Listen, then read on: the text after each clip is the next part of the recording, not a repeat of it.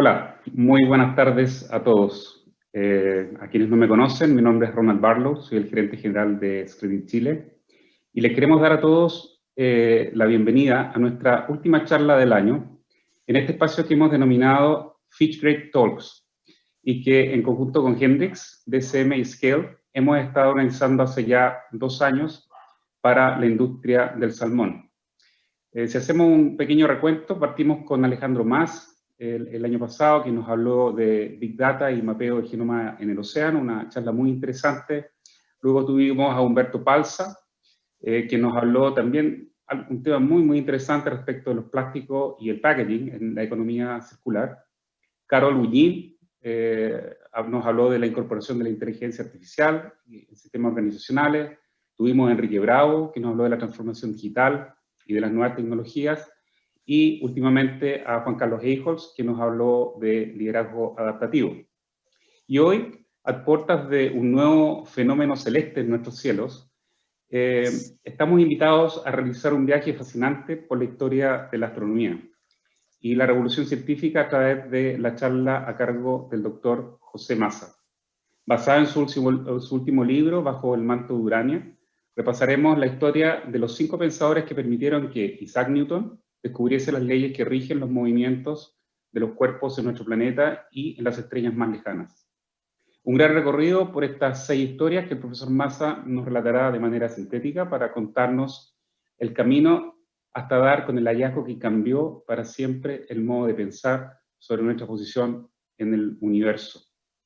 En este caso, los astrónomos y grandes pensadores se inspiraron en Urania, la musa de la astronomía que ha guiado los sueños de estos exploradores del universo, quienes bajo su manto, o sea, el cielo, han logrado descifrar los misterios del cosmos. Un relato magistral que habla no solo de la astronomía y ciencia, sino que nos demuestra además la importancia del conocimiento compartido, de la investigación colectiva, del traspaso de la información y de la colaboración. Si lo llevamos a la acuicultura, una industria aún joven y con grandes desafíos por delante, creo que tenemos mucho que aprender de la historia de la astronomía y de estos 6 grandes pensadores. Como toda industria que basa su quehacer en la ciencia y en la tecnología, la acuicultura necesita del pensamiento crítico y del desarrollo de tecnologías de punta, que nos permitan estudiar, comprender y ejecutar de mejor manera los avances necesarios para el desarrollo de mejores prácticas y nuevos logros. Pero por sobre todo necesitamos de aquella musa inspiradora, ¿no? Que nos permita seguir un rumbo estimulante, que nos lleve al logro de metas comunes, de colaboraciones positivas, propositivas, que guíen nuestro quehacer hacia un objetivo que sea compartido, tal como Urania guió e inspiró a tantos pensadores modernos. Así quiero pensar que en este rubro también tenemos esa musa, ¿cierto? Una pincoya que nos guía hacia un lugar común, de desarrollo compartido, de consenso, de logros colectivos, señalando así la pesca será abundante o escasa en la temporada que se avecina.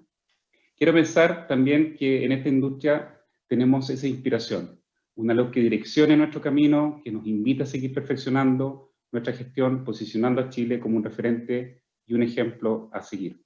El manto de Urania también envuelve a nuestros mares y ha sido la guía de muchos exploradores en el pasado. Y es en ese espacio mágico que creo podemos coincidir en la importancia de la colaboración como motor del desarrollo de una industria que sigue siendo lo suficientemente joven para aprender, pero al mismo tiempo lo necesariamente sabia para comprender que el camino compartido es la mejor forma de mantener un desarrollo sostenido para el logro de nuestros objetivos. Dicho esto, quiero dar paso a la charla del astrónomo José Massa, Bajo el manto de Urania. Muy bienvenido, don José Massa, ¿cómo está usted?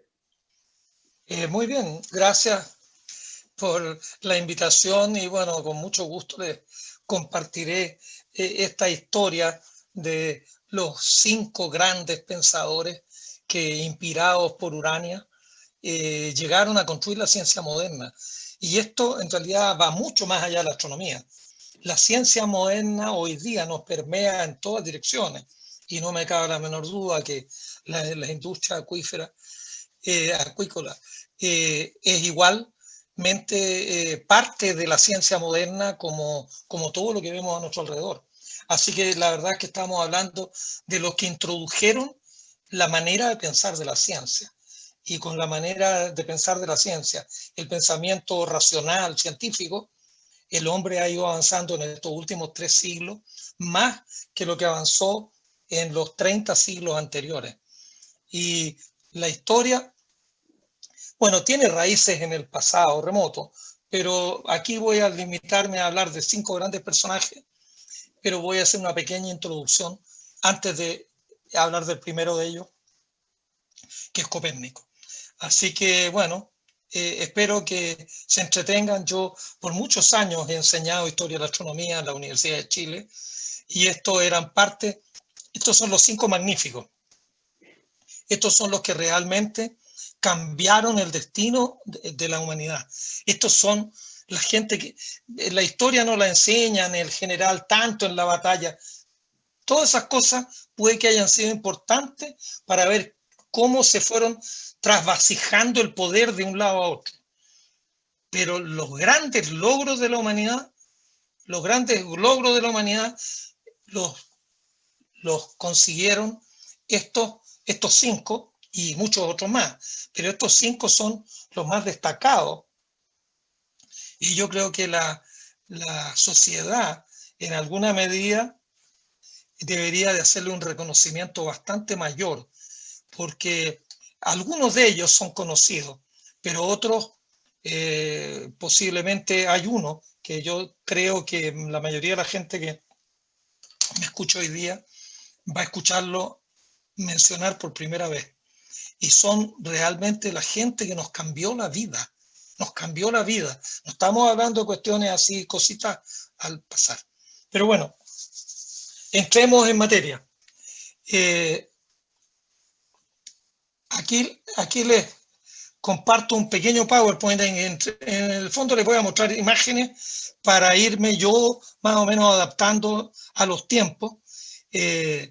Hace unos meses atrás hice un curso vespertino que eran 4 sesiones de 1 hora y media en que cubrí aceleradamente todos estos tópicos. Ahora lo estamos reduciendo a 45 minutos, así que entenderán que la cosa va a ser mucho más apurado que lo que a mí me gustaría. Pero bueno. Oiga, profesor, ¿sí? Antes que parta, recordar a la gente que le puede hacer preguntas, ¿eh? En la medida que vaya surgiendo, claro, por supuesto. y van surgiendo comentarios o preguntas, las pueden ir enviando. Hay un botón para hacer preguntas en la pantalla, arriba a la izquierda. Entonces, una vez que el profesor termine, nosotros vamos a hacer algunas de esas preguntas para que usted las vaya contestando, profesor. Ya, gracias. ¿Listo? Estupendo. Ya empecemos. Primero vamos a explicar esto de las musas. Aquí tenemos, las musas son las hijas de Zeus. Zeus era el dios máximo en Grecia. Y Nemocina, que era una titana o titanesca, no sé cómo se llaman los titanes femeninos. Nemocina es la diosa de la memoria.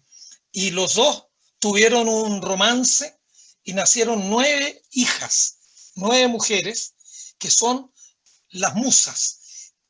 Aquí les voy a poner todo el desglose de las musas. Entre las musas tenemos a Thalía, que es la que inspira a los grandes de la comedia y de la poesía alegre. Clio es la musa de la historia. Euterpe es la musa de la música y de la poesía lírica. Melpómene de la tragedia. Terpsícore de la danza. Erato de la poesía erótica y de los cantos matrimoniales. Polibnia, la poesía sacra, las odas y los himnos. Calíope, de la poesía épica. Y la novena, que es una rareza entre estas 9 musas, es Urania, que es la musa que inspira a los mortales para conocer el cosmos. Es la musa que inspira la astronomía. Y también es la que inspira la poesía didáctica, que me parece también muy bonito, porque creo yo que la astronomía también es una parte fundamental de la educación. Esto que necesitamos en tan gran cantidad en el país para poder salir del subdesarrollo. Lo más importante para salir del subdesarrollo es la educación. Cuando la educación realmente alcance niveles muy altos, vamos a estar en otro país. A lo mejor Urania también debería inspirarnos por el lado de la educación. Bueno, se supone que todas estas musas inspiraban a los poetas para que sus poesías salieran maravillosas. Y cuando un poeta no le venía la inspiración, decía que las musas lo habían abandonado. Bueno, la musa es la astronomía. Aquí hay una representación bastante bonita que encontré por ahí en internet de Urania, que tiene aquí el globo terráqueo, el globo celeste en su báculo. Y bueno, hay muchas representaciones de las musas y de Urania. Bueno, la astronomía surge en Grecia, incluso antes de Grecia, en Babilonia y en Egipto, y se percatan que el cielo se mantiene muy estable, salvo el Sol, la Luna y 5 estrellas, que son estrellas errantes que se van moviendo contra el fondo del cielo, que lo llamaron planetas. Mercurio, Venus, Marte, Júpiter y Saturno. Eso es lo que uno ve a simple vista. Los griegos, Platón particularmente, dijo, miren, todos los movimientos celestes son divinos y tienen que ser los más bellos, y el movimiento de los planetas en torno de la Tierra tiene que ser en círculos perfectos. Círculos que el planeta los recorre con movimiento uniforme. Pero sin embargo, aquí tenemos la trayectoria del planeta Marte, bueno, de hace varios años. El planeta Marte se va moviendo lentamente hacia el este. Aquí está en julio, en agosto, en septiembre, pero de repente cambia el curso y retrograda, se mueve para atrás. Y después se vuelve a detener y sigue su camino. Esas retrogradaciones complicaban mucho la cosa. La retrogradación se produce, aquí tengo un dibujo que explica por qué la retrogradación de Marte. Aquí estos puntitos rojos son Marte, que gira en torno del Sol más lejos que la Tierra, que son los puntitos azules, pero Marte gira más lentamente. Entonces, cuando la Tierra está en 3, la Tierra va más rápido que lo que va a Marte y vemos moverse a Marte en sentido inverso. Aquí, cuando está en 1, Marte lo vemos acá. Marte sigue subiendo, pero de repente hay todo un pedazo del 2, el 3 y el 4 en que vemos moverse a Marte en sentido contrario en el cielo. Y después finalmente Marte sigue su carrera en sentido directo. Sentido directo es hacia el este, retrógrado es cuando se devuelve hacia el oeste.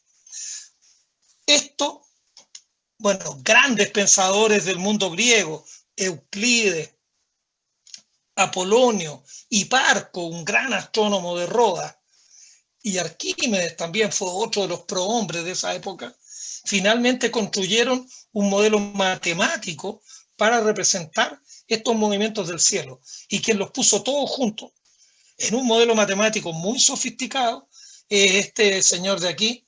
No tenemos idea si esta era la cara de Ptolomeo, pero Claudio Ptolomeo fue en el siglo II después de Cristo el que reúne todo el conocimiento griego, lo pone en un libro gordo, que lo hemos llamado el Almagesto, y lo que hace Ptolomeo es que cree que el planeta se mueve en un círculo pequeño, pero el centro del círculo pequeño se mueve dando vueltas en torno de la Tierra que está acá al medio.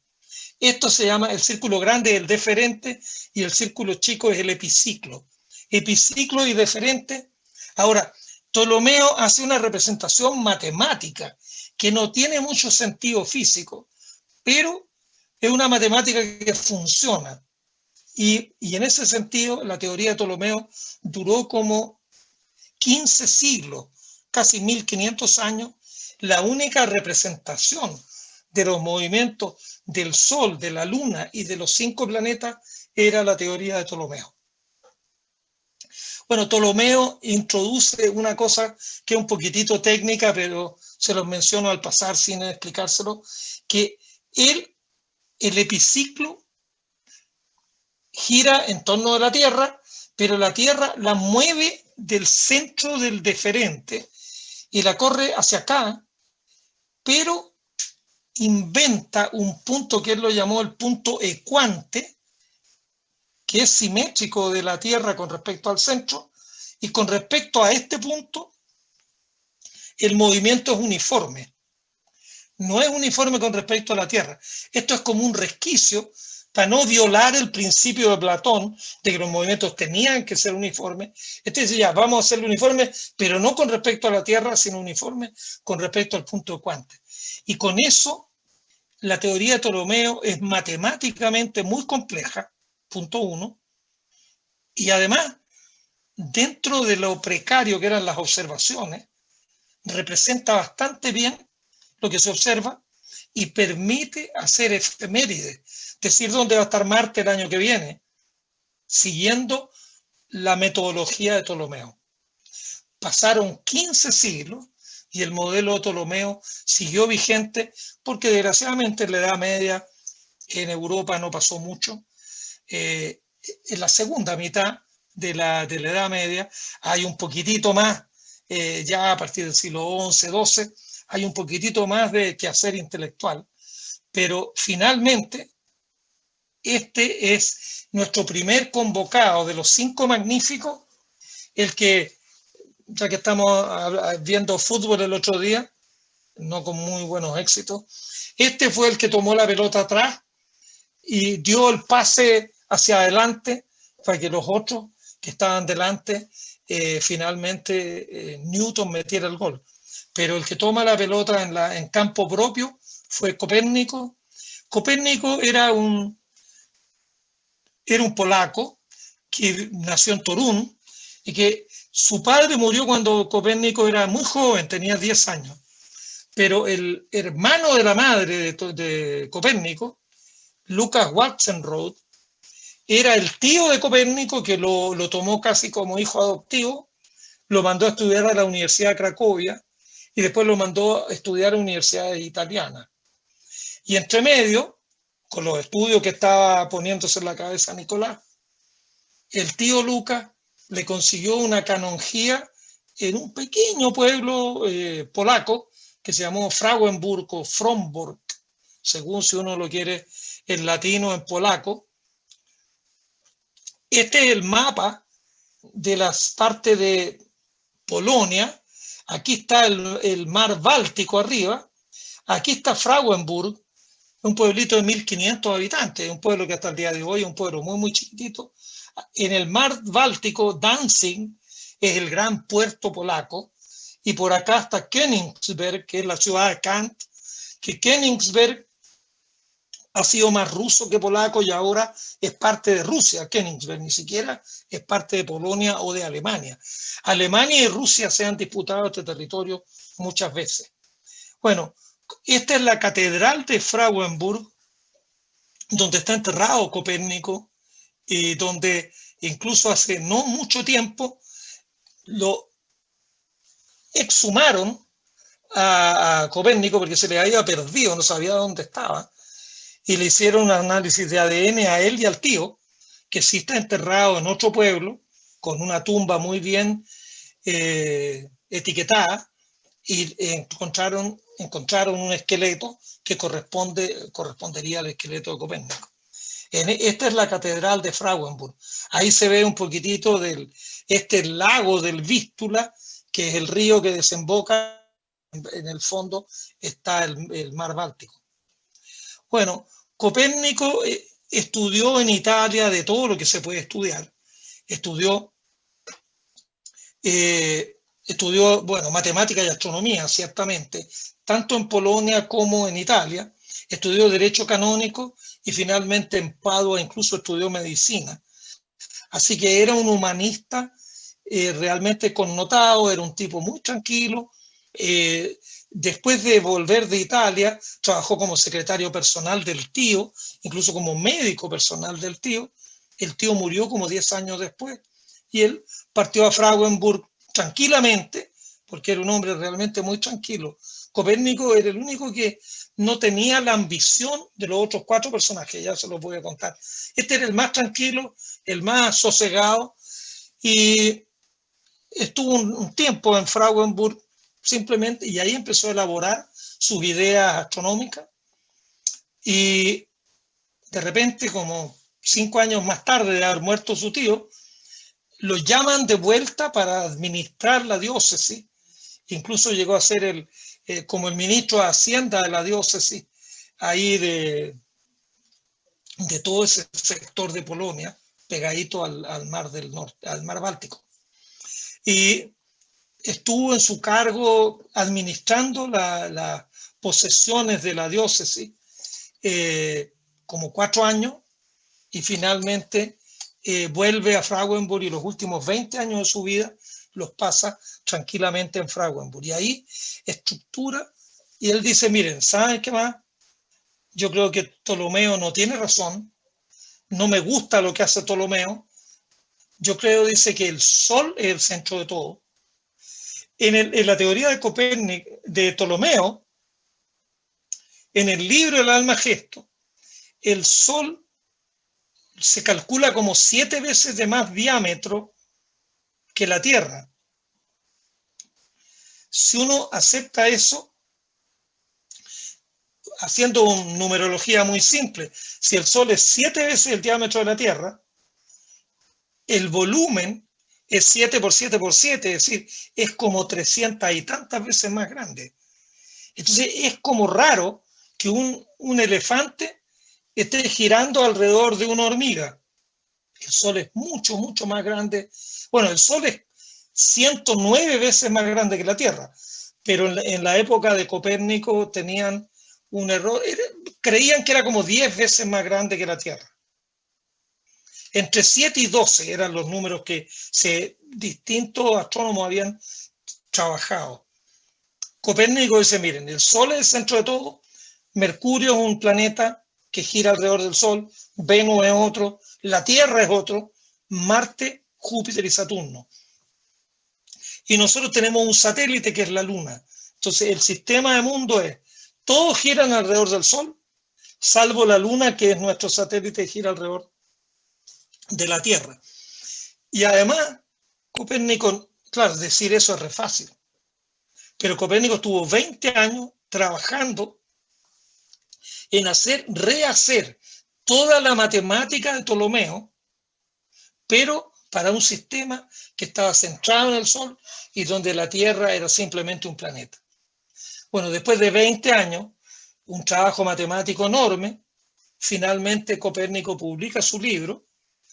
Había recibido algunas críticas de parte de la Iglesia, pero más que de la Iglesia católica, él era un cura católico, pero más que de la Iglesia católica, los luteranos, que estaban muy, intentando volver a los orígenes y ser muy cuidadosos y muy puntillosos con la Sagrada Escritura, decían que quién es ese loco que quiere pervertir todo el conocimiento del cielo.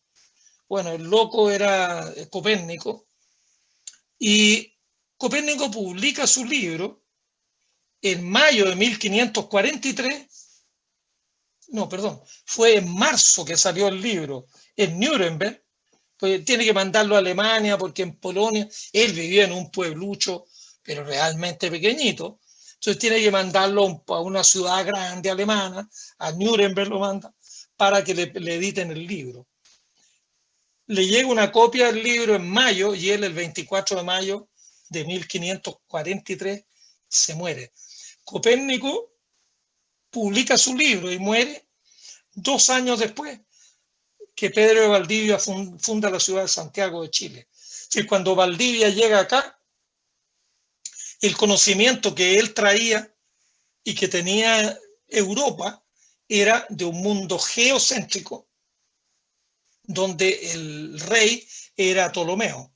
Bueno, 2 años después de fundar la ciudad de Santiago, ya Copérnico empieza a plantear un sistema totalmente distinto, que en la práctica no es tan distinto. En la matemática, según después Kepler lo critica, dice, más que interpretar la naturaleza, trató de interpretar a Ptolomeo. Copérnico, en ese sentido, no fue muy rupturista. Él usa la misma caja de herramientas que había usado Ptolomeo 15 siglos antes, pero lo adapta a su nueva visión del mundo. Bueno, ahí muere Copérnico y aparece un señor en escena, que es que es un danés, que se llamó Tycho Brahe. Yo he escuchado miles de maneras de llamarlo, pero a mí me gusta decirle Tycho Brahe. Algunos dicen, los norteamericanos hablan de Tycho Brahe, o los alemanes hablan de Brahe, pronunciando la H, pero en castellano, para los amigos, dejémoslo en Tycho Brahe. Tycho Brahe nació 3 años después de muerto Copérnico, y era un noble danés. Su padre administraba un castillo, su tío llegó a ser una persona muy importante. En sus años mayores, el tío llegó a ser vicealmirante de la Armada danesa. Tycho nació en cuna de oro, digámoslo, pero al muy poco andar se obsesionó con la astronomía. Ahí tenemos un retrato de Tycho Brahe. Tycho Brahe tiene dos características muy notorias. Uno, que era colorín y usaba unos grandes bigotes, pero en esta se ve muy claramente que tiene acá algo raro en la nariz. Él, cuando tenía 20 años y estaba estudiando ya en universidades alemanas, primero el tío lo mandó a la Universidad de Copenhague, pero después lo mandó a la Universidad Alemana a estudiar leyes, porque el tío raptó a Tycho cuando Tycho tenía 2 años y se quedó con él. Y el padre de Tycho desafió casi a duelo al hermano, pero finalmente el padre de Tycho le da en adopción a Tycho al hermano, el tío Jürgen. Bueno, Jürgen lo quería para político danés y para eso lo mandó a estudiar leyes a Leipzig. Pero Tycho no estaba ni ahí con las leyes, vio un eclipse solar, que ahora vamos a tener uno por allá, por donde están ustedes, que espero que también sea inspirador para muchos jóvenes. Vio el eclipse solar y no podía creer que pudiera ser predicho. Vio también una conjunción de Júpiter y Saturno y se dio cuenta que las tablas que predecían la conjunción, si estaban basadas en Ptolomeo, estaban equivocadas en casi un mes. Y las tablas más nuevas, basadas en Copérnico, tenían un error un poco menor, pero no era despreciable el error. Y ahí Tycho Brahe se da cuenta que si uno quiere distinguir entre dos modelos para explicar el movimiento del cosmos, lo primero que necesita es tener observaciones de calidad. Las observaciones,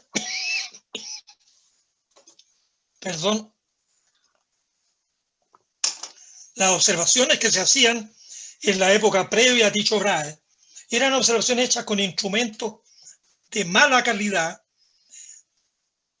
y que no permitían distinguir cuál modelo era mejor porque las observaciones eran malas. Tycho Brahe se obsesiona con construir instrumentos nuevos, instrumentos más grandes, instrumentos de mucha calidad y además hacer observaciones múltiples. No observar una vez y decir, ya está este planeta. Él observaba y después tenía 3 o 4 ayudantes que con otros telescopios también repetían la misma observación y después él tomaba promedio y veía que había errores sistemáticos entre un instrumento y otro y los corregía, que había errores sistemáticos, es decir, había un comportamiento sistemático de las observaciones, digámoslo así, entre un observador y otro, lo que se llama la ecuación del observador. Un observador no mide exactamente igual que otro. Tycho Brahe se dio cuenta de toda esa maravilla y los errores de observación, que eran como entre 10 y 15 minutos de arco, donde un minuto de arco es un 60avo de un grado, y eso es un minuto. Bueno, Copérnico por ahí en alguna parte dicen que dijo que si él lograba tener observaciones con un error de 15 minutos, él estaba tan contento como Pitágoras con su teorema. Para Copérnico, 15 minutos de error eran magníficos. Tycho Brahe bajó los errores a 1 minuto. Incluso la mayoría de sus observaciones tienen errores menores que 1 minuto. Entonces, si uno dibuja un punto y pone el error, y si el error de Copérnico era de este porte, el error de Tycho Brahe se transforma en apenas un circulito. Entonces, si uno quiere hacer un ajuste de una curva, mientras menores sean los errores, más exigente es el ajuste de la curva. No todas las curvas, si uno tiene errores inmensos, uno puede ajustar una línea recta y una línea recta más o menos pasa por todos los puntos dentro de los errores. Pero si los errores se reducen, a lo mejor ya una línea recta no sirve, hay que ajustar una parábola o hay que ajustar una curva de tercer orden. Lo que hizo Tycho, que hoy día en la óptica nuestra se ve como una cuestión ridícula, pero la verdad es que fue muy revolucionario, porque él resaltó la importancia de tener buenos datos. La ciencia no se construye con bonitos argumentos. La ciencia parte construyéndose con datos. Y los datos bien manejados constituyen una ley científica. Bueno, Tycho Brahe tuvo la suerte, cuando estaba como medio, Tycho Brahe yo creo que incluso pensó en, él heredó, el tío Jürgen murió cuando él tenía como 20 años, heredó castillos, heredó propiedades del tío, porque él era el único hijo del tío. El tío raptó al sobrino porque él no podía tener familia con su mujer. Entonces él tenía dinero como para vivir tranquilamente y observó una supernova en la constelación de Casiopea. En este grabado muy bonito del siglo XIX, aquí está la constelación de Casiopea, que es como una letra W al revés, y aquí aparece una estrella más brillante que todas las estrellas de la W de Casiopea, y aquí se supone que está Tycho Brahe, vestido con una ropa bastante particular, porque era un hombre joven. Yo creo que esto es una alegoría, pero el cuerpo de este Tycho Brahe no me corresponde a mí con el cuerpo de un muchacho que debe haber tenido 25, a ver que me sacan la cuenta, tenía 26 años cuando explotó la supernova. Esto fue una estrella nueva, llamada nova, pero después, estudiándolo más detalle, este tipo de novas se las llaman supernova, porque son la explosión completa de una estrella que las llega a ser mucho más brillante que las novas. Hay muchas novas que ocurren en la Vía Láctea. Supernovas ocurren muy poquitas. Esta fue una supernova de 1572 que ahí ya enamoró totalmente a Tycho y lo hizo dedicarse 20 años a la astronomía. Tuvo el favor del rey Federico II de Dinamarca, que le regaló una isla, que es esta isla de aquí, esta isla chiquitita, la isla de Ven, que está entre Copenhague y, bueno, la costa del lado derecho es Suecia actualmente. En aquella época eso también, ese borde era danés. Pero la isla está entre Dinamarca y Suecia. Incluso creo que aquí tengo una foto contemporánea. Es una foto aérea tomada desde Suecia. Esta es la ciudad de Landskrona,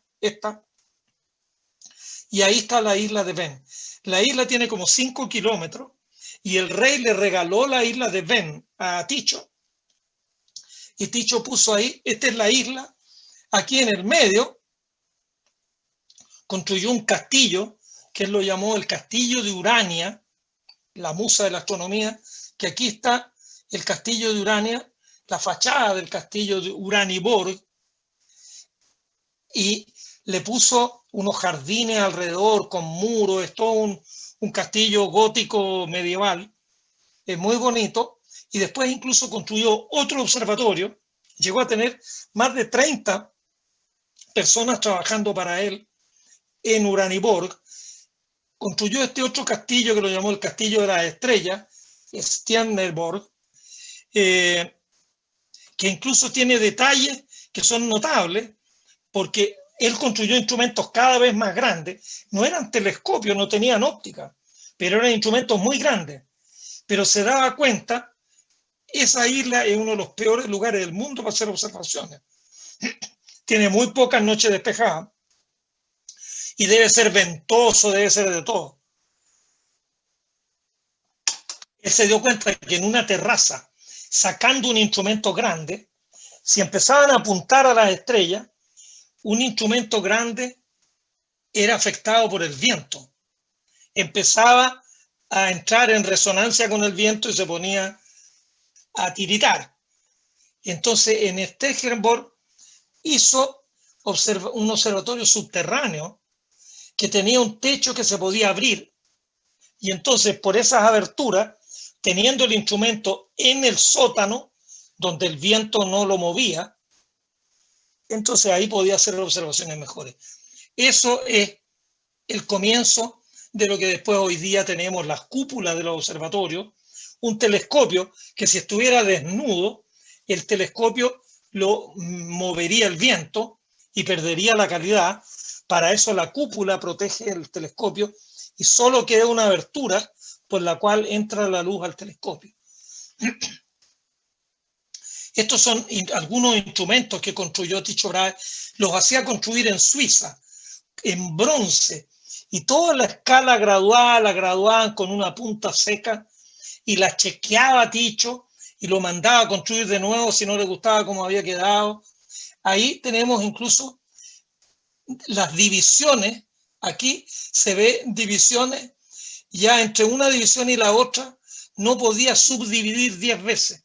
Entonces lo que hacía, inventó esto de hacer unas líneas diagonales, y en la línea diagonal ponía 10 puntitos, 1, 2, 3, 4, 5, 6, 7, 8, 9, no sé si conté mal, esto deberían ser 10 intervalitos. Entonces, si uno va moviendo un cursor con un hilo, uno puede ver alrededor de qué puntito, uno puede sacarle un décimo a esta división de acá. Es una especie como de vernier. Los vernier, bueno, son lo que más se usa hoy día, pero esto lo inventó Tycho Brahe para sacarle más precisión a sus instrumentos. Y esto de acá abajo, en realidad creo que voy a tener que apurar la marcha, pero igual se lo voy a explicar. Esto es una visual. Entonces él podía poner este lado con este borde, este lado con ese borde. Aquí hay una ranura que la podía alinear con esta ranura. Tenía varios puntos para saber cuándo estaba apuntando exactamente en la dirección de la estrella correspondiente. Gracias a todos estos artilugios, Tycho Brahe rebajó los errores de observación a niveles muy menores, y Tycho Brahe propuso un sistema que era un híbrido entre el de Ptolomeo y el de Copérnico. Él suponía que la Tierra estaba en el centro de todo, que alrededor de la Tierra giraba la Luna, que el Sol giraba en torno de la Tierra, pero alrededor del Sol giraban todos los planetas. Es un sistema en que Mercurio, Venus, Marte, Júpiter y Saturno giran en torno del Sol, pero el Sol gira en torno de la Tierra y la Luna también lo hace. El sistema de Tycho tuvo algunos adherentes, pero la verdad es que no fue tan trascendente en la historia, y bueno, sabemos que no es correcto. Este es el sobrerrelieve que está en la tumba en la iglesia de Tin.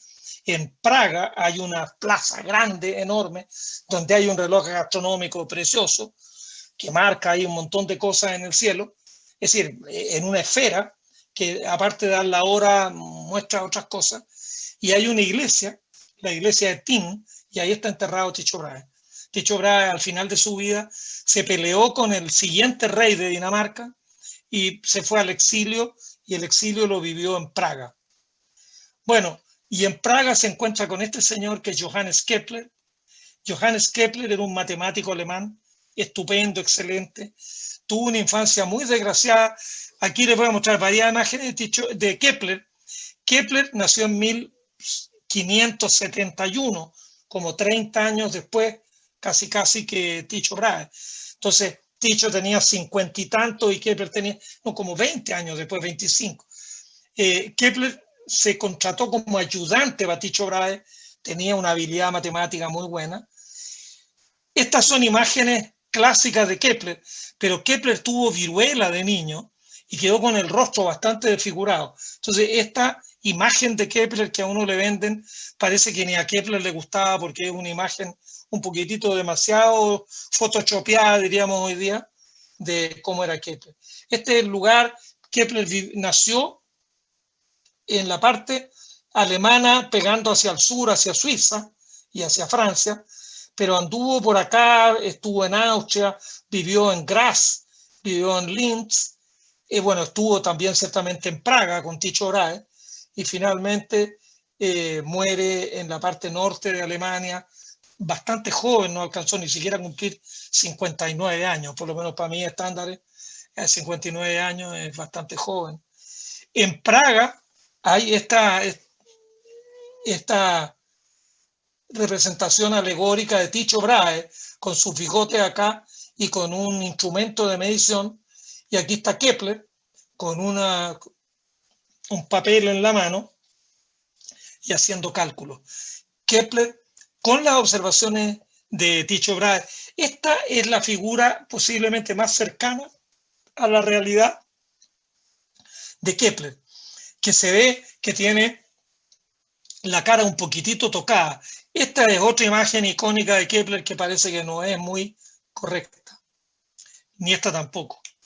Bueno, aquí tiene todo un juego, un ensoñamiento con los 5 poliedros regulares, que son estos 5 que están aquí, y él supone que el universo se basa en círculos que tienen inscritos y circunscritos los poliedros regulares, que son 5, y son 6 los planetas. Entonces, por ahí él dice que va a resolver el misterio del cosmos. Bueno, lo que él resuelve es que encuentra que las órbitas de los planetas alrededor del Sol no son epiciclos con deferentes, son órbitas elípticas, donde el Sol ocupa uno de los focos, y encuentra además que el radio vector que conecta el Sol con el planeta barre áreas iguales en tiempos iguales, que aquí se ve, aquí son divisiones de tiempos iguales en la órbita de un planeta, en una órbita elíptica alrededor del Sol.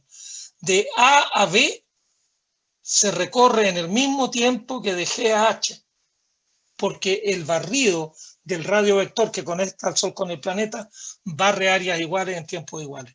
Y después de un tiempo, esto lo publica Kepler en 1609, 10 años más tarde, en 1619, encuentra la tercera ley, que la tercera ley dice que los cuadrados de los tiempos de revolución son proporcionales a los cubos de los semiejes mayores, que aquí tenemos la expresión matemática de esto, P al cuadrado, la razón de los periodos al cuadrado, es igual que la razón de los semiejes, que es la distancia media del planeta al Sol. Bueno, Kepler era un iluminado, creía un poco en astrología y creía en varios cuentos, creía incluso que los planetas producían una música celeste, siguiendo a Pitágoras, y escribe una partitura y trata a través de la música de encontrar cuándo se empezó todo, cuándo partió, y él creía que Dios había hecho la Tierra como en el año 4000 antes de Cristo. Entonces él buscaba un acorde musical que hablara del momento en que todos los planetas partieron. Bueno, Kepler era un excelente matemático, excelente, estuvo a 1 milímetro de poder descubrir el cálculo infinitesimal, pero descubrió las leyes del movimiento planetario que son fundamentales para el trabajo posterior de Isaac Newton. Muy rápidamente, el otro de mis grandes héroes, discípulos de Urania, es Galileo Galilei, un joven italiano nacido en la ciudad de Pisa, criado en Florencia, era de una familia florentina. Galileo estudia más bien en su casa, aquí tenemos otras imágenes icónicas de Galileo, se va de profesor a la Universidad de Pisa, de la torre inclinada empieza a lanzar objetos para ver cómo caen los cuerpos. Incluso Galileo Galilei hace un encuentro, él trata de responder la pregunta él trata de responder por qué caen los cuerpos. Pues Aristóteles dice que caen porque buscan su lugar natural, que no sé qué, no sé cuánto. Y después de un tiempo, Galileo reconoce humildemente que no tiene idea por qué caen los cuerpos, pero que además tampoco tiene idea de cómo averiguarlo. Y dice, yo no sé por qué caen los cuerpos, pero voy a averiguar cómo caen los cuerpos. Cuando Galileo cambia la pregunta de por qué a cómo, empieza a iniciar lo que es la ciencia moderna. Galileo es el padre, junto con Newton, de la estructuración de la ciencia moderna. Galileo no se dedica a reflexionar sobre el por qué, sino se va al laboratorio a ver el cómo. Galileo en 1619 tiene un encontrón con la Inquisición. Roberto Belarmino fue el encargado de la Inquisición que quemó en el año de 1600 a Giordano Bruno, y en 1616 llama a Galileo a Roma. Galileo, muy así echado para adelante, como dirían en España, le discute a los de la Inquisición. La Inquisición le dice: miren, ¿sabéis qué más? Calladito te veis mejor, vamos a prohibir el libro Copérnico. El libro Copérnico no es cierto y nadie puede hablar del libro Copérnico. Bueno, craso error de Galileo, que un amigo de él fue elegido papa, como Urbano VIII, y él dice: ya ahora voy a escribir, porque siendo mi amigo el papa, los amigos son amigos hasta que llegan a un puesto alto de poder y ahí se olvidan de todo el mundo. Él publica un libro, hace trabajos interesantes, tiene un termoscopio.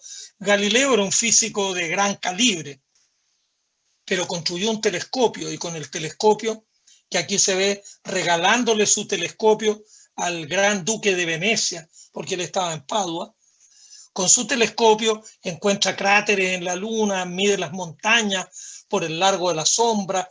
Estos son dibujos de los libros de Galileo. Descubre 4 satélites alrededor del planeta Júpiter. 4 satélites. Ahí están los 4, está Júpiter y las 4 lunitas que se le ven por los lados, que son estas: Io, Europa, Ganímeda y Calixto, que son la luna nuestra. Si la pusiéramos acá, tendría un tamaño entre Io y Europa. Io un pelito más grande que la luna, Europa un poquito más chica que la luna. Ganímede de frentones, Ganímede más grande que Mercurio. Y Calixto anda por ahí con Mercurio.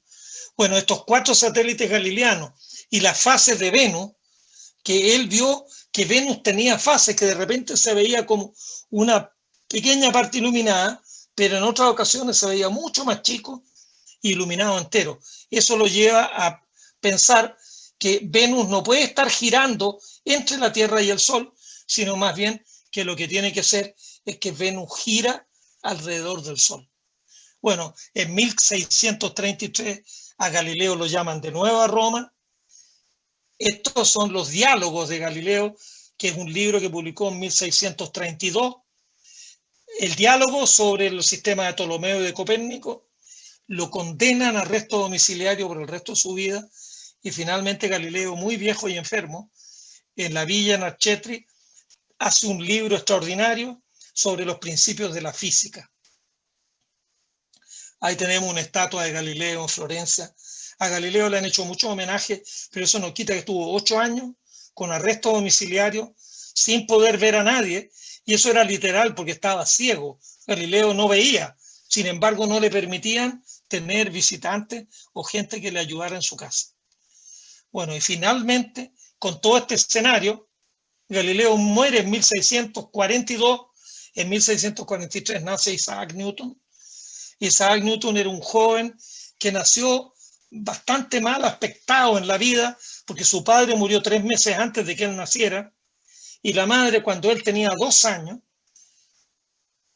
acepta casarse con un señor del pueblo al lado, que quedaba como a 30 kilómetros de donde él vivía, pero el nuevo marido de la mamá le dijo: no, a este niñito no lo quiero en mi casa, así que déjaselo a tu mamá. Y a Newton lo crió la abuela materna, y no fue un niño feliz. La abuela no le dio ningún cariño y él tenía todo un resentimiento con la mamá más o menos fuerte, que lo dejó botado.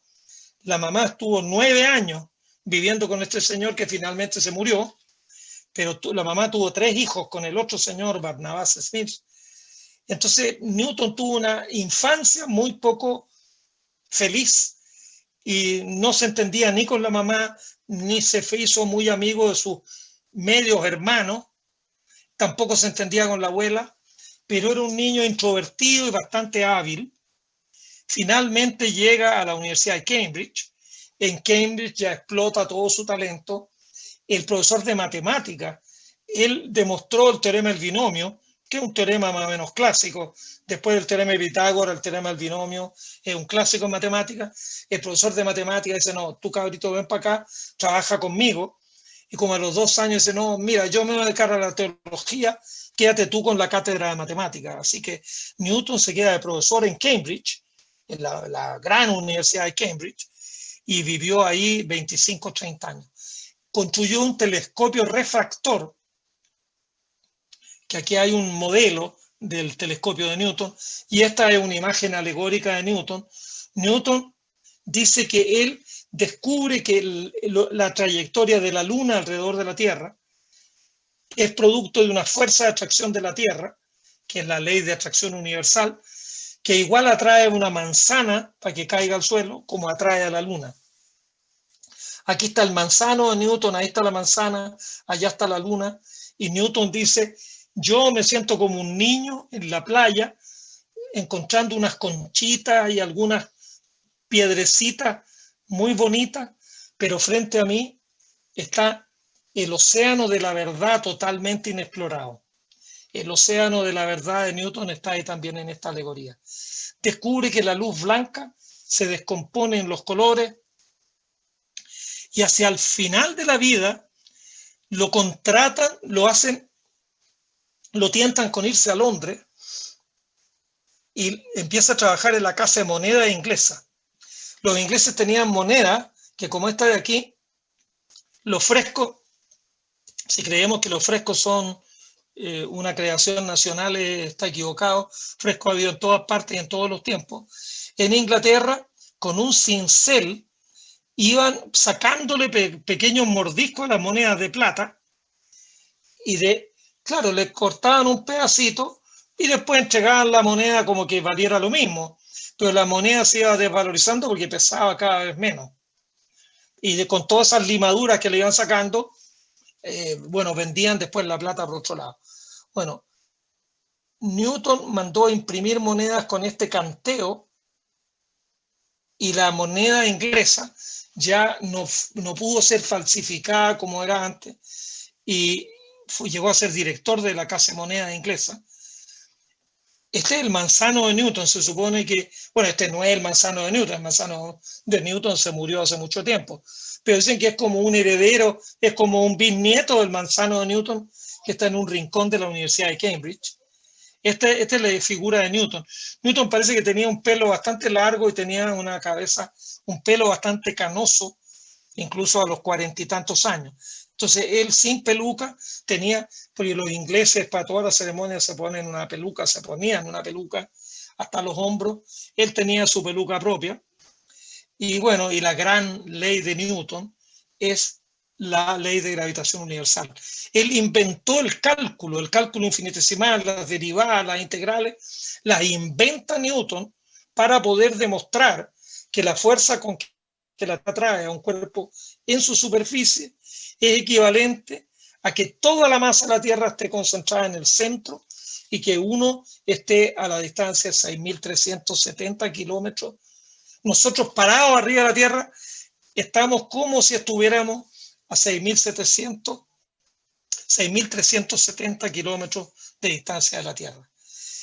En su libro, Los Principios Matemáticos de Filosofía Natural, pone las 3 leyes de la mecánica: la ley de inercia, que es la primera ley, la ley de que la fuerza que uno le imprime a un móvil le produce una aceleración donde F es igual a m por a, el famoso F igual a m por a, que es la segunda ley de Newton, y después la tercera ley de Newton es el principio de acción y reacción. Si uno empuja algo con una fuerza, que es una acción, uno recibe una reacción en sentido contrario. Con las 3 leyes de la mecánica, más la ley de gravitación universal, más ni más ni menos el cálculo infinitesimal, la obra de Newton, que se publica en 1687, es el tratado, perdón por la comparación, pero es la Biblia de la ciencia moderna. La ciencia, si tiene una fecha de establecimiento, Esto es la constitución de la ciencia, 1687, y lo escribió Isaac Newton. Después de escribir esto, fue que estuvo en la Casa de Moneda, ganaba un buen sueldo, lo pasó bien, tuvo su adultez primera, un trabajo científico extraordinario en Cambridge. Y después de los 50 y tantos para arriba, hasta los 84, vivió feliz en Londres, ganando como 10 veces más que lo que ganaba como profesor en Cambridge, y gozando del favor de la reina. Lo declararon Sir Isaac Newton, y todo el mundo lo admiró. Newton en Inglaterra, al igual que Einstein en la primera mitad del siglo XX, fueron científicos que fueron reconocidos y admirados por todos sus contemporáneos. Incluso en el epitafio de la tumba, que está enterrado en la abadía de Westminster, dice: congratulados mortales de que el género humano ostente un ornamento tal. Eso dice en latín, una loa a Newton en la lápida que marca el punto donde está inhumado Isaac Newton en la abadía de Westminster. Así que gracias al pase que le dio Copérnico, que lo toma Tycho Brahe y avanza hasta la punta, hasta el win izquierdo, y la centra y la toma Kepler. Kepler hace una finta y se la pasa a Galileo. Galileo se la toca a Newton y Newton metió el gol. Eso es lo que no pasó el otro día en Caracas, pero esto es lo que pasó hace ya mucho tiempo para definir la ciencia moderna. Estos 5 gigantes, cada uno en su estilo, unos más talentosos matemáticamente, otros más hábiles en la parte observacional. Tycho y Kepler son como las dos caras de la misma moneda. Tycho era extraordinario como observador. Kepler era un desastre. Kepler era un matemático extraordinario, Tycho era reguleque, pero entre los dos armaron una pareja imposible de tener. Así que espero por lo menos haberlos entusiasmado para que averigüen un poco más de la vida de estos 5 gigantes. Muchas gracias. Muchas gracias, don José. Súper interesante. La verdad que podríamos estar aquí varias horas conversando, pero creo que ha sido súper interesante. Una pregunta o reflexión que me cae a mí de cajones: ¿qué tienen estos grandes científicos que enseñarnos hoy día? Si uno ve los desafíos que enfrentamos como país, o quizás los desafíos que enfrentamos como industria de la acuicultura, ¿qué tenemos que aprender de ellos, cree usted, profesor? Bueno, yo creo que el trabajo que ellos hicieron, por ejemplo, Kepler calculó la órbita de Marte y en algunas veces lo calculó 50 veces seguidas. Repitió el cálculo 50 veces hasta que se convencía que estaba bien hecho. Y en la época que Kepler trabajaba, no existían ni las tablas de logaritmos, ni las reglas de cálculo, ni mucho menos calculadoras electrónicas. Kepler trabajaba a lo que es pura mano, y trabajaba y repetía. De repente se equivocaba en un cálculo y no le iban saliendo las cosas y volvía atrás y volvía a repetir. Lo mismo le pasó a Newton. Yo creo que los 5 tienen en común una perseverancia extraordinaria, un anhelo, una casi angustia por lograr resultados. Incluso Tycho Brahe tuvo una muerte bastante especial, y cuando estaba en su lecho de muerte le pedía a Kepler, poco menos que así, lo agarró a la solapa y le decía: haz que yo no haya vivido en vano. Eso era lo que quería, y Kepler le promete que iba a hacer que su vida no hubiera sido en vano. Tycho quería que Kepler demostrara que este sistema híbrido de Tycho Brahe era el correcto.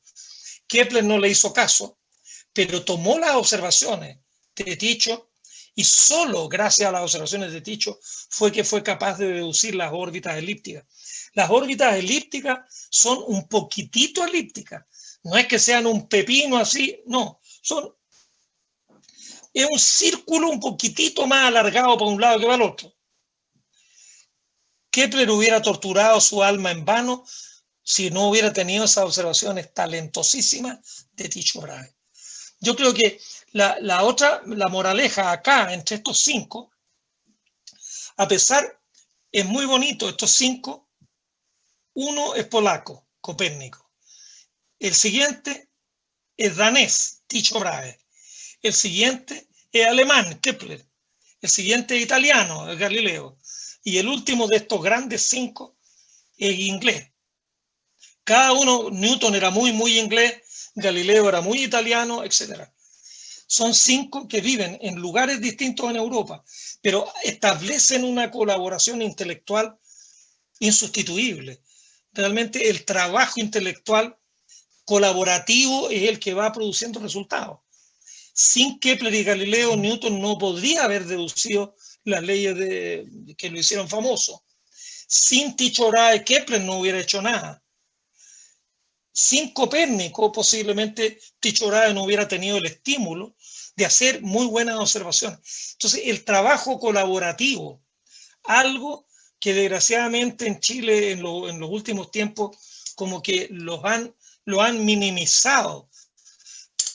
Suena mucho mejor una orquesta que una flauta por separado, un violín por separado, un clavecín por separado. Cuando uno lo junta, la verdad es que la música que producen, la música de una orquesta, es una cuestión que no tiene comparación. Así que yo creo que uno de los detalles es que cuando hay muchos que están en el mismo espíritu, todos juntos somos muchos más que la suma individual de cada uno de sus partes. En una cadena, claro, cada eslabón tiene que ser fuerte, porque basta con un eslabón que se rompa y la cadena ya no sirve. Pero la ciencia, más que una cadena, es como un muro que vamos construyendo y cada cual pone una piedra muy bien puesta y muy bien asentada, y el otro pone una piedra encima y el otro pone otra piedra encima, y la potencia puede que ninguna piedra individual a uno lo deje con la boca abierta, pero cuando hay muchas piedras que están muy bien puestas, uno tiene un muro tan bien construido como los de Machu Picchu o como los de la muralla china. Entonces, en colaboración, mucha gente, la muralla china, un chino trabajando como idem no hubiera hecho la muralla china. Miles de chinos en cientos de años hicieron la muralla china, y hasta el día de hoy uno se queda con la boca abierta del monumento que construyeron toda esa gente en un largo intervalo. Entonces yo creo que en Chile tenemos que aprender a colaborar y no tan solo a competir, porque esto no es una cuestión individual, sino que para lograr resultados, los resultados vienen cuando hay muchos brazos que empujan y hay muchas neuronas que están pensando el mismo problema. No hay nadie tan inteligente que piense más que un grupo grande de expertos. Un grupo grande de expertos es como un computador que tenga 2000 procesadores va a poder procesar mucho más información que cualquier computador individual que tenga, por mucho que tenga un CPU muy bonito, un computador con 2000 núcleos le va a ganar siempre. Una pregunta relacionada con eso también, profesor, que dice, ¿por qué cree usted que ha costado tanto levantar la investigación en Chile? ¿Y qué factores le parece a usted son los fundamentales para lograrlo en el futuro? Bueno, yo creo que el problema es que Chile, en los 200 años que tiene, nunca se ha dado cuenta. Yo creo, no sé, quiero creer por ignorancia en buena, los políticos que hemos tenido en 200 años nunca han entendido que la palanca del desarrollo es la ciencia y la tecnología. No, si bueno, tratemos de ganar un poquito más de plata aquí, un poquito más de plata allá, ganando más plata. Bueno, yo lo veo todos los días. El otro día, hace 3 semanas o algo así, en el Mercurio, decía el ex ministro de Hacienda, no, Chile va por buen camino, innovando un poquito en la matriz exportadora en base a materias primas, vamos a llegar a ser un país desarrollado. Yo decía, por Dios, qué ignorancia demuestra este caballero. Los países desarrollados son países cultos, países que tienen una educación muy alta, países que tienen una ciencia y tecnología realmente de a de veras. Chile ahora está obsesionado con exportar litio. Bastó con que un señor en Estados Unidos dijera que iban a hacer baterías de litio usando menos litio para que el precio del litio bajara en un 10%. Y el día que encuentren otro producto en vez del litio, entonces, si no somos capaces de producir algo intelectualmente potente, vamos a seguir siempre en la medianía de la mediocridad. En el pasado, vendamos salitre, con una pala vendíamos salitre, hasta que los alemanes hicieron salitre sintético y se acabó la historia. Después, ahora el cobre, allá vendamos cobre. Pero Chile tiene que industrializarse, tiene que tener industria potente. Y bueno, la industria que ustedes representan es una industria que mueve mucho dinero, y que yo creo que es fundamental que entiendan que si toda la industria del salmón principalmente se pone con una cuota, podrían tener ahí un centro de investigaciones acuícolas muy potente y uno de los mejores del mundo. Si ¿a quién le interesa saber todo sobre los salmones? Bueno, a la industria del salmón en Chile. Y entonces vamos a esperar que lo hagan los japoneses, que lo hagan los alemanes, que lo haga quién. Lo tenemos que hacer nosotros. Entonces, yo creo que ha habido miopía de parte. Todos los países que se desarrollan fuertemente, Corea del Sur, invierte el 4% del Producto Interno Bruto en ciencia y tecnología. El 4%. Nosotros invertimos el 0,34%. 10 veces menos, 11 veces menos que los coreanos. Y los coreanos, basta ver los autos que construyen, los televisores que construyen, los computadores que están construyendo, los teléfonos celulares que construyen. Corea es una potencia tecnológica. Hace 60 años Corea no era nada. Era igual de reguleque que Chile. Pero Chile no ha invertido en ciencia y tecnología, no ha invertido. Los israelitas invierten el 4,2% del Producto Interno Bruto de Israel en ciencia y tecnología. Y tienen avances en medicina extraordinarios, tienen vacunas para el COVID-19, tienen laboratorios que son capaces de producir de todo y no se dedicaron a vender naranjas. En una época, Israel exportaba muchas naranjas a Europa. Yo me acuerdo en España haber comido naranjas que venían de Israel, pero no se dedicaron a vender naranja y naranja y naranja. Y nosotros no podemos dedicarnos a vender productos que Chile, por ejemplo, exporta como 2.000 millones de dólares en vino, pero no podemos emborrachar al mundo entero. Está bien, está muy bien, fantástico. Ojalá tengamos los mejores vinos del mundo, pero eso no nos va a dar para desarrollar el país entero. El país entero se va a desarrollar cuando tengamos cuestiones del siglo XXI, empresas que pongan tecnología de verdad, laboratorios de investigación en todas las áreas, e incluso en áreas, por ejemplo, había por ahí, yo vi una noticia, en la Universidad de Talca, para no hablar de la Universidad de Chile, que es mi alma mater, pero en la Universidad de Talca estaban investigando el maqui. El maqui tiene unas propiedades antioxidantes fantásticas, pero el maqui es un frutito silvestre. Bueno, estaban viendo cómo domesticaban al maqui y se podían hacer entonces grandes plantaciones de maqui. Bueno, ese tipo de investigación en cuestiones agrícolas lo tenemos que hacer, pero hacer en serio. Y en las universidades debería haber esa, y las universidades regionales deberían de preocuparse. Las universidades regionales en Puerto Montt deberían tener, pero una apuesta muy fuerte por lo que está pasando en el área. En el norte, dedíquense a la minería. En la mitad, en Curicó o en Talca, se dedican a la agricultura. Bueno, la ganadería y la salmonicultura será materia como para Puerto Montt, Osorno, Puerto Montt.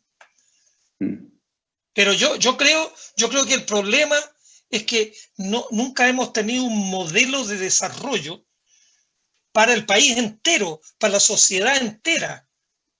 El problema que tiene Chile en la Araucanía, no me cabe la menor duda que Chile nunca se interesó, nunca se ha preocupado de ver cómo hacemos que todo el pueblo mapuche se pueda desarrollar y los mapuches se puedan ir a estudiar a Harvard o a Princeton o a Alemania, y que cómo hacemos que se desarrolle culturalmente la Araucanía. No, ojalá que se queden tranquilos y mientras más lejos mejor, ojalá que se queden en comunidades, que no vivan ni siquiera en las ciudades. Entonces nosotros vivimos en ciudades y le damos espacio a los mapuches para que vivan y que bueno, sigan ahí marcando el paso, pero no se los ha incorporado como objetos, como ciudadanos de verdad, ciudadanos que queremos educarlos, que queremos que aprendan, que sean grandes ingenieros, que sean grandes médicos, que sean... No, tenemos ahí una cuestión distante y eso ha sido así desde el siglo XVIII, XVII. Unos pocos manejan la hacienda y todo el resto son peones de la hacienda. Pero no estamos yendo muy lejos de la astronomía. Sí, estamos entrando demasiado en la Tierra. Lo quiero llevar de vuelta a la historia. Tengo dos preguntas. La primera tiene que ver con cuál es el aporte de los asiáticos en el estudio de los astros. Interesante pregunta. Los astrónomos chinos, bueno, cuentan una historia que es muy simpática, que dicen que una vez el emperador chino andaba por los jardines de su palacio y mirando el cielo vio un cometa. Entonces mandó llamar al astrónomo. Él tenía 2 astrónomos en el palacio y les dijo, a ver, vengan para acá, cabrito. ¿Qué ven ustedes ahí? Bueno, un cometa. ¿Cómo es posible que yo, que soy el emperador, les tenga que mostrar a ustedes que hay un cometa en el cielo? Ustedes están aquí para que ustedes me muestren a mí que hay un cometa en el cielo. Así que dijo, ya, a estos 2 me los decapitan. Y los mandó a matar. De ahí para adelante los astrónomos chinos se pusieron súper diligentes. Ya anotaban todos los cometas y todo. Por ejemplo, una cuestión que también es muy simpática. Aristóteles, el gran Aristóteles, dijo que los cielos eran inmutables. Los chinos no se enteraron de Aristóteles. Entonces, si los chinos veían una nova en el cielo, la anotaban. Si los europeos veían una nova en el cielo, se hacían los tontos, porque el cielo era inmutable. Entonces no hay ni un registro de ninguna nova, ni de ninguna supernova que hayan hecho en Europa, porque en Europa la Iglesia Católica adoptó a Aristóteles, pero bueno, de hecho, esta supernova que observó Tycho Brahe midió y determinó que estaba por lo menos 7 veces más lejos que la Luna, y por lo tanto estaba en la esfera donde todo era inmutable. Entonces el mundo inmutable de Aristóteles se anduvo yendo al suelo con la nova de Tycho Brahe. Pero antes hubo una supernova que fue brillantísima y sin embargo en Europa no la vio nadie. Y los chinos tienen todos esos registros. Así que en China los registros fueron muy buenos, pero no desarrollaron una teoría al nivel de la de Ptolomeo. Y cuando se acaba el Imperio Romano, los árabes en Bagdad se crea una cosa que lo llamaron la Casa de la Sabiduría, tradujeron al árabe todos los libros que pudieron agarrar escritos en griego o en latín, eso fue en el siglo IX, y muchos de estos escritos pasaron a la India y también llegaron hasta la China. Yo creo que los chinos al final sí estaban enterados del sistema de Ptolomeo, pero ellos no tuvieron... Mira, hay un dicho que es muy bonito, que a mí me gusta mucho, del filósofo y matemático francés Henri Poincaré. Poincaré dice, las casas se construyen con piedra y la ciencia se construye con hechos. Pero un montón de piedras no son una casa, como tampoco son ciencia un montón de hechos. Es decir, la ciencia, al igual que las casas, tiene que haber alguien que le haga una arquitectura, claro. que les dé forma, que les dé sentido a las observaciones. Mm. Sin piedra el arquitecto no puede armar la casa no se arma de papel. La ciencia no se puede hacer sin hechos, sin observaciones. Mm. Pero puras observaciones, acumular y acumular observaciones, no es ciencia.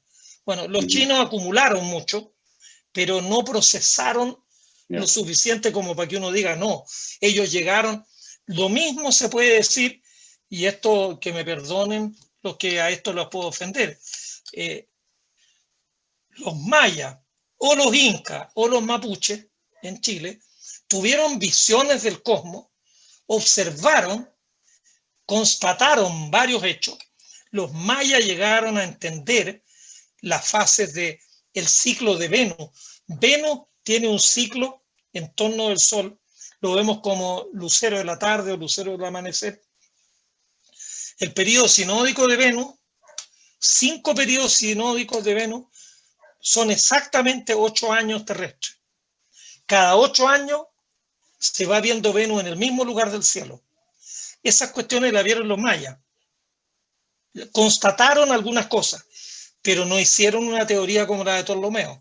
Yo defiendo a Ptolomeo porque Ptolomeo es un modelo bastante abstracto, matemáticamente muy elaborado. Los mapuches no tenían ni siquiera escritura. No tenían escritura. De hecho, en Babilonia, cuando empiezan a inventar la escritura cuneiforme, hay tablillas de greda donde iban marcando todas las observaciones de los astrónomos. Los mapuches constataron cosas, pero no las elaboraron, claro, como tampoco las elaboraron los incas. Entonces... ¿Y los incas y los mayas tenían elementos en común? Bueno, todos tienen elementos en común en el sentido en que ¿a qué se dedican principalmente? A observar la luna. La luna, de hecho, la luna nos define a nosotros, a todos los civiles, aunque no nos demos cuenta hoy día, define el mes. Porque los días uno los encadena en años, pero 365 días son muchos días para que sea un solo saco. Uno no puede usar un saco el año tanto y el año cuánto. Claro. Entonces uno lo divide en meses, que es el ciclo de la luna. La luna, de una luna llena a la siguiente luna llena, pasan 29 días y medio. Entonces, los meses del calendario tenían 29 días y 30 días. 29 días y 30 días. De tal manera que el día primero del mes caía en luna nueva. El 15 era luna llena y el 30 o 29 era el comienzo del mes siguiente. Entonces, la luna fue muy usada para muchas cosas y entre otras para el calendario, el sol también, y los planetas. Venus es tan brillante y es tan bonito que mucha gente, los egipcios, tenían diosas. Venus era una deidad más o menos importante, junto con el sol y la luna. Claro. Entonces, todos más o menos lo hacen lo mismo. Ahora, una cosa que es muy bonita, los incas, con ese cielo extraordinario que hay en el norte de Chile, que se ven las nubes oscuras en la Vía Láctea, tienen la Yacana, que es una llama, que está ahí en la Vía Láctea, y que la Vía Láctea se inclina y la Yacana parece bajar a tomar agua al Océano Pacífico.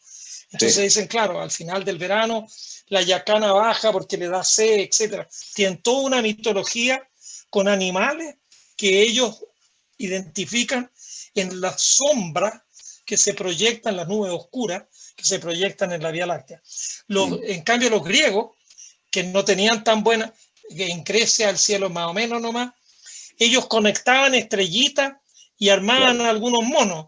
Entonces imaginaban que estas estrellas, Orión, son 3 estrellas del cinturón de Orión, era un guerrero que iba para allá y no sé qué, había detrás una estrella que era el perro de Orión, que lo iba acompañando en el cielo, etc. Los griegos unían estrellas e inventaban historias. Los incas y los aymaras en el norte veían figuras en las manchas oscuras, no conectando estrellas. Claro, fantástico. Tengo una pregunta aquí que dice, ¿qué hubiese pasado si Newton no hubiese metido el gol? Mm, ¿Habría aparecido otro Newton después? sin duda, sin duda. Newton, en realidad, Newton publica su trabajo a finales del siglo XVII, en 1687. Durante todo el siglo XVIII hubo una pléyade de matemáticos europeos, franceses, italianos, alemanes, que se dedicaron a desarrollar el cálculo. Los Bernoulli en Suiza, Leonhard Euler. Euler es posiblemente el mejor matemático de todos los tiempos. Euler, que también era un suizo, trabajó en Rusia, trabajó en Alemania. Euler publicó más de 800 artículos de investigación.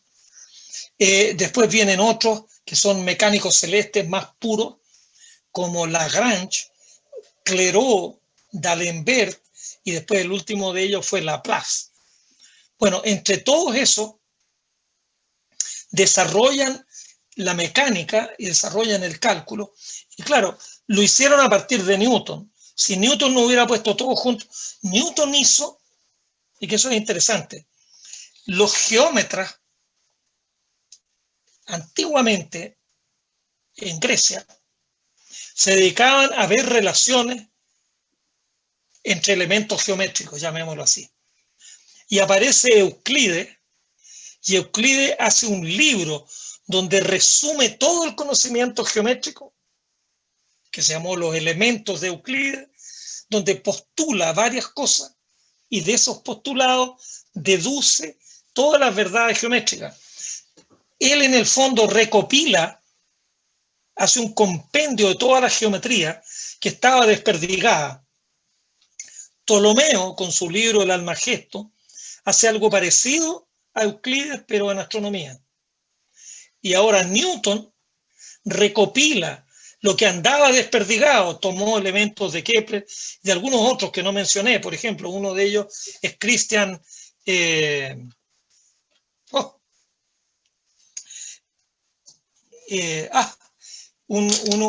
Christian Huygens. Christian Huygens, el principio de inercia y el principio de masa, el F igual a M por A, Christian Huygens era un holandés muy talentoso que trabajaba en Francia, que era parte de la Academia de Ciencias de Francia, que incluso tuvo una confrontación con Newton, porque Newton en óptica pensó que la luz eran partículas. Él descompuso la luz y pensó que los colores eran partículas de distintos tamaños. Christian Huygens le dijo, no, esa cuestión no es cierto. La luz es una onda. Entonces, la teoría ondulatoria de la luz la propone Huygens y se pelea con Newton y no le cree a Newton varias cosas. Pero lo que Huygens dice tiene verdades, pero muy, muy sólidas. Ahora, Huygens tampoco fue muy longevo, murió relativamente joven, pero había fermentos de todo lo que arma Newton y lo pone junto, que Newton fue el que lo puso todo junto. Pero yo creo que 20 años después o 30 años después hubiera habido más de alguno. Bueno, podría haber sido Clairaut, podría haber sido D'Alembert, podría haber sido Lagrange. Lagrange era, bueno, construyó toda la matemática, toda la mecánica, de verdad la construye Lagrange. Si la lleva a otro nivel, pero lo toma desde Newton. Si Newton no hubiera puesto todo junto, posiblemente Lagrange pudo haber tomado todos los elementos y haberlos combinado. Newton tiene la gracia de cuando las cosas son obvias, cuando el cardumen de peces que anda en el mar es obvio y lo ve todo el mundo, bueno, cualquiera tira la caña de pescar y saca. Newton vio el cardumen cuando todavía no era obvio. No era, es decir, habían elementos que después de que él lo pone, uno dice, sí, claro, esto es lógico. Pero él lo hizo antes, mucho antes de los demás. Pero yo creo que 30 años después, cuando las cosas hubieran estado más maduras, hubiera venido otro. Pero mira, hay un paralelo. Los fenómenos eléctricos, no sé, y los fenómenos magnéticos no se conocían muy bien.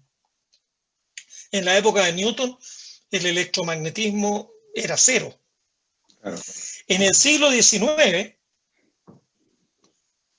Faraday va descubriendo cuestiones fantásticas, también algunos franceses, y en la segunda mitad del siglo XIX, un escocés,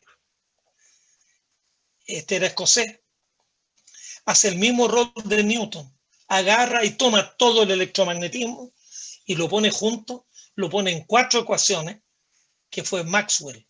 Las 4 ecuaciones de Maxwell resumen todo el electromagnetismo que estaba desperdigado, cuestiones que había hecho Faraday en Inglaterra, cuestiones que había hecho Ørsted en Alemania, o que habían hecho otros en Francia, las pone todas juntas.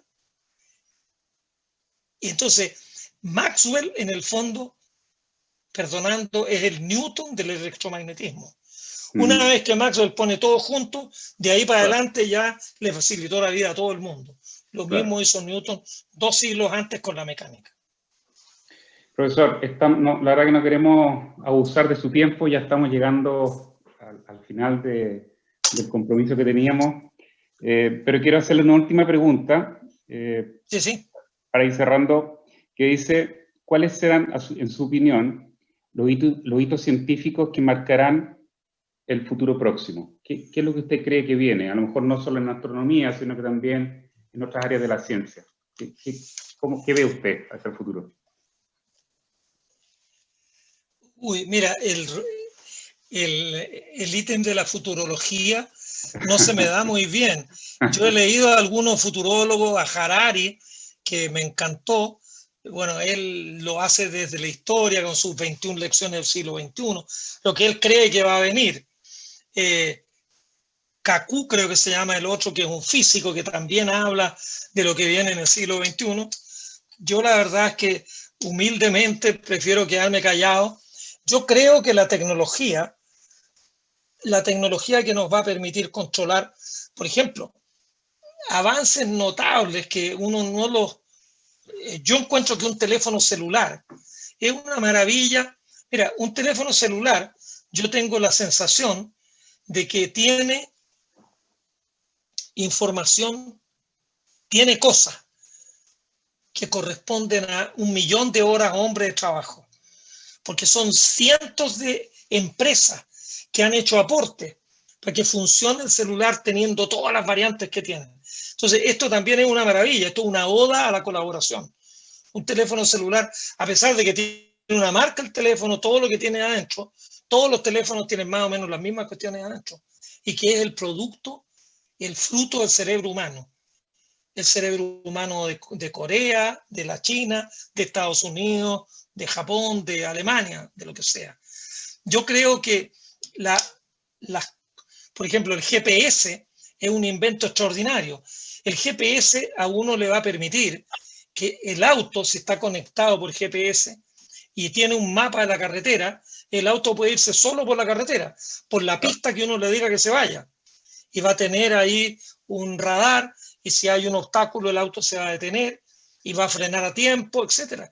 Y uno se va a poder ir leyendo el diario, uno va a poder ir en el asiento trasero del auto sin tener ningún control a la mano, porque el auto lo va a hacer todo. Y así, muchas cuestiones en que uno le va a dar un comando a través del teléfono celular a alguna parte de la casa para que la tetera se prenda, para que esté el agua calentita cuando uno llegue a hacerse el café, o que se prenda la calefacción, o que se cierren las ventanas. Uno lo va a controlar todo desde el celular. Ya uno puede comprar un aparato de aire acondicionado que viene con una aplicación al celular, y desde el celular uno, ya esto de tener un control para esto, a veces uno necesitaba como una diosa india de 6 brazos para tener todos los controles, el control del esto, el control del otro. Claro. Ahora con el celular uno puede controlar absolutamente todo. Entonces yo creo que la tecnología nos va a cambiar la vida. Ya no, a mí por lo menos siento que me la cambió radicalmente. Yo vivía en Parral, donde nadie tenía teléfono. Yo nunca tuve teléfono en mi casa. Claro. Los teléfonos de Parral tenían 2 dígitos. Yo no sé cómo sería por allá, por el sur, pero en Parral los teléfonos tenían 2 dígitos. ¿Y quién tenía teléfono? bueno, unos poquitos privilegiados, a los médicos, le daban teléfono, el doctor Mujica, el doctor Videla, el doctor Blanco tenían teléfono en su casa.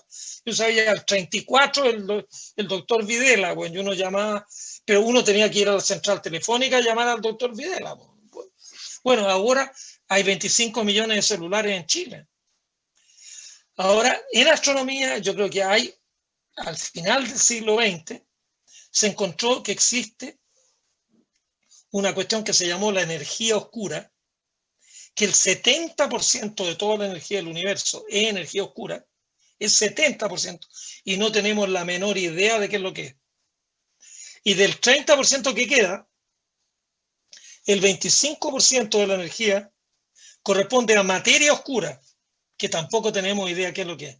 Entonces, los astrónomos, todo lo que vemos y todo lo que observamos y todo lo que estudiamos, es el 5% de lo que hay en el universo.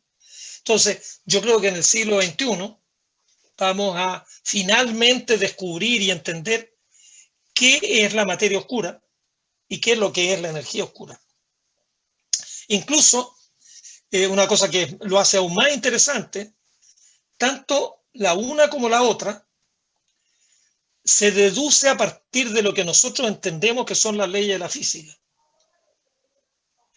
Pero si las leyes de la física que nosotros estamos dando por ciertas no fueran, por ejemplo, la misma ley de Newton, de que la fuerza se diluye como 1 sobre r cuadrado, hace que una galaxia que esté rotando, las partes exteriores, así como en anillos, deben ir rotando cada vez más lento.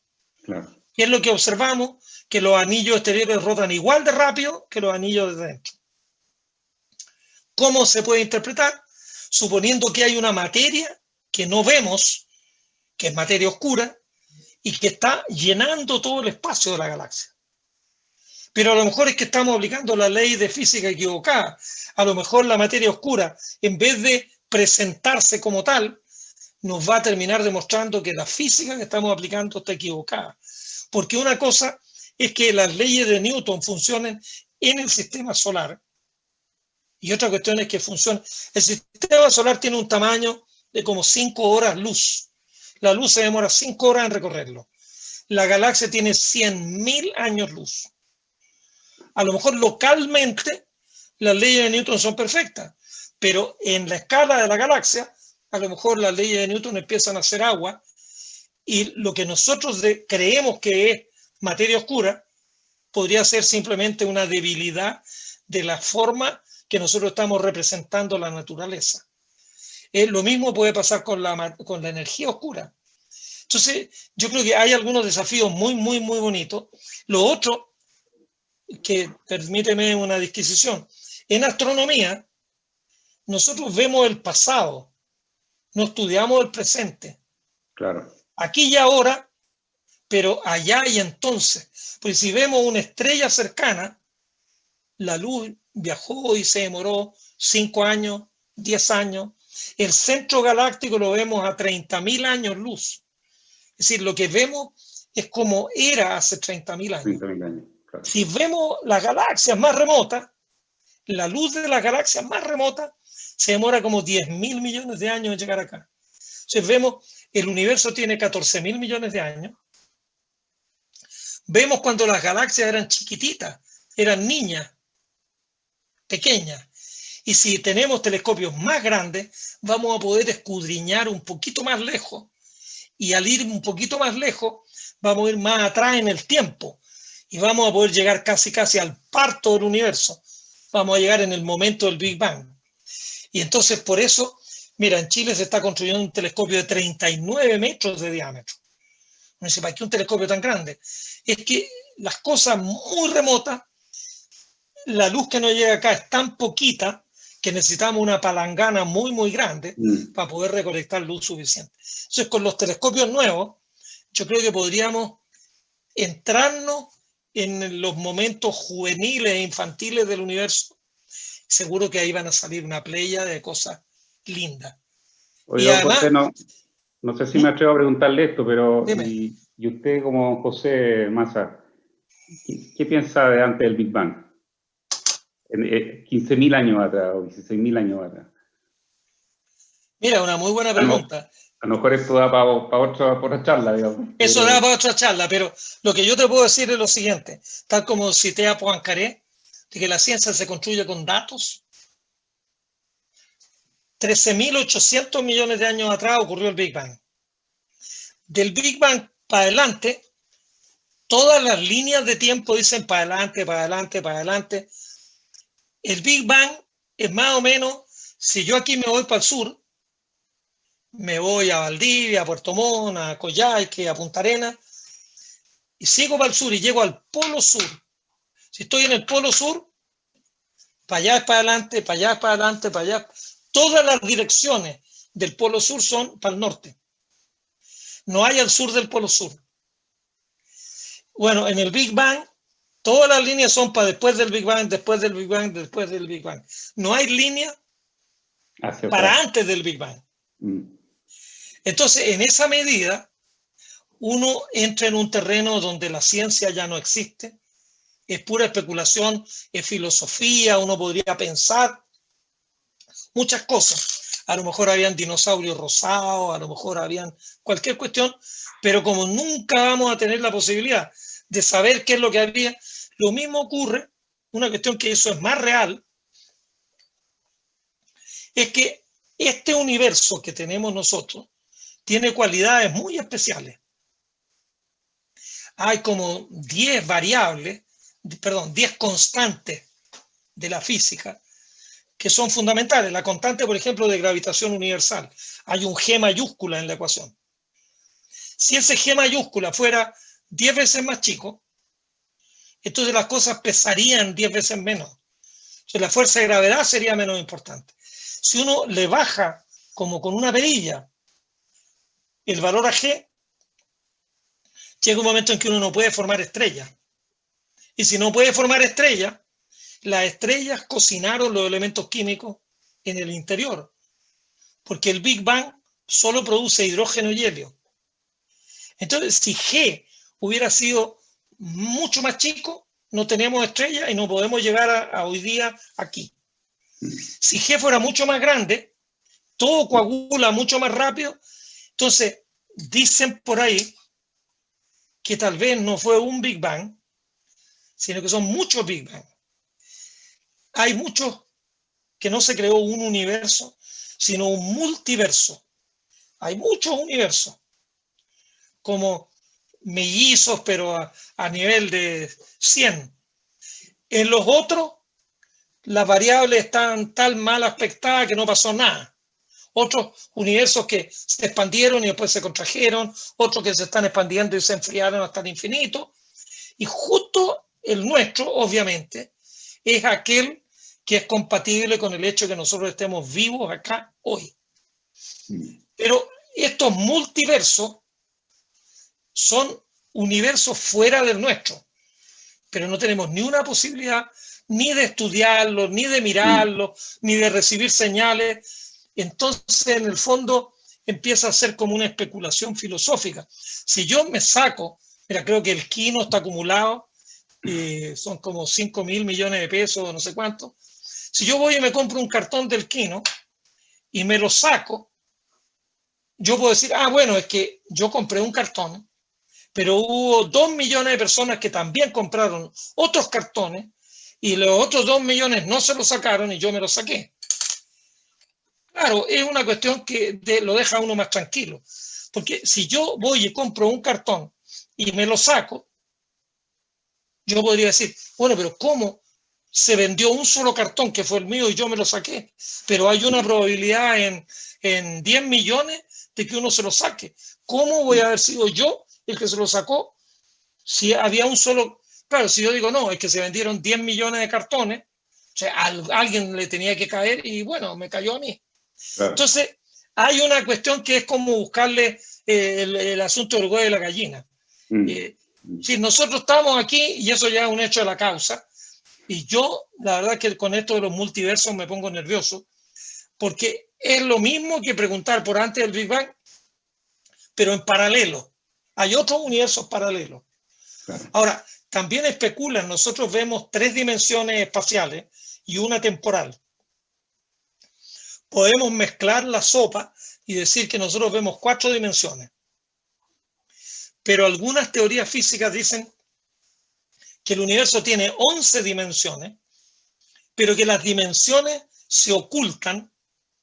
Por ejemplo, si yo tomo una lámina de papel, un papel tiene 2 dimensiones, pero si yo lo transformo así como que fuera a ser un cigarrillo y lo hago una cosa bien finita y lo transformo en un tallarín, esta superficie de 2 dimensiones, si la transformo en un tallarín, el tallarín tiene una sola dimensión. Si yo voy ocultando dimensiones, al tomar membranas que las transformo en línea, bueno, dicen que de las 11 dimensiones, hay 8 dimensiones que están ocultas y solo tenemos 3 dimensiones espaciales y la dimensión temporal. Pero no hay pruebas muy evidentes. Hay una película bonita que se llama Gravity. Gravity, sí. En que ahí se movían los libros de un estante y se supone que era alguien que estaba atrapado en otras dimensiones. Una cuestión un poquitito extraña. Pero, bueno, por otro lado, esta cosa está recién empezando. En 1000 años más, la gente se va a morir de la risa de las ideas que teníamos nosotros aquí en el siglo XXI. Claro. Y en 5000 años más no quiero ni siquiera imaginarme. Pero a cada cual le toca apechugar con lo que le tocó y con el tiempo que le tocó. Uno tiene que reconstruir la cosa, pensarla muy bien y hacer un avance. Esto es la muralla china y estamos poniendo las primeras piedras. Y hay que ponerlas bien para que otros puedan poner piedras más arriba. Oye, don José, la verdad que esta tarde ha sido, al menos para mí, espero que también para el resto de los que participaron, un verdadero bálsamo de salir un poquito de nuestro día a día, ¿no es cierto?, de nuestra caja y poder tener una mirada que además nos pone, yo creo que en un lugar de bastante más humildad, ¿no es cierto?, respecto de nosotros mismos y de los demás también. Me gusta mucho eso. Le quiero agradecer enormemente por su tiempo, don José. Me han llegado muchas preguntas, no tenemos tiempo para todas, pero también muchos agradecimientos de la gente que ha participado. Así es que no me queda más que agradecer y darle mucha fuerza para que siga adelante con su trabajo y siga enseñando esto que es tan lindo y que a veces uno tiende a dejar ahí en el baúl del olvido. Así que... Yo creo que los jóvenes son el futuro del país y si yo logro entusiasmar unos poquitos jóvenes o más que unos poquitos para que tomen más en serio la ciencia, para que estudien más, para que lean más. Nos falta mucho lectura, leer lo que sea, leer desde el Peneca, el Villiquen, la Corintellao, todo vale para seguir leyendo. La vida es una lectura permanente y yo creo que en la medida en que los jóvenes lean más que los padres, vamos a ir ya en la dirección correcta. Y si toman más en cuenta la ciencia que la que lo han tomado los padres y los abuelos, ahí ya vamos a entrar con buen pie al siglo XXI. Así que ojalá que, además, estas cosas que sí están tan lejos de lo cotidiano, pero de repente a mí me angustia casi un poco de ver en los medios de información. Claro. Yo ahora en esta pandemia, una de las cuestiones más difíciles es soportar los medios de información. En la tele le dan un asalto, un portonazo, otro asalto, otro portonazo. Entonces uno dice, pucha, qué bueno que yo estoy encerrado. Puede ser un sótano en mi casa, porque si me entran a asaltar, puede ser un sótano bien profundo y voy a poner varios niveles.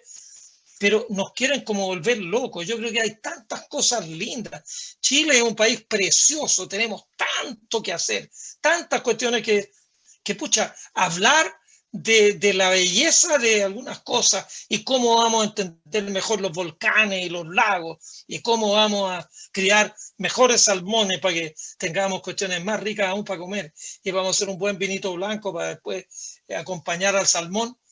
Pucha, son cosas que a uno le levantan el ánimo, que dan ganas de decir, ya, pucha, sigamos trabajando.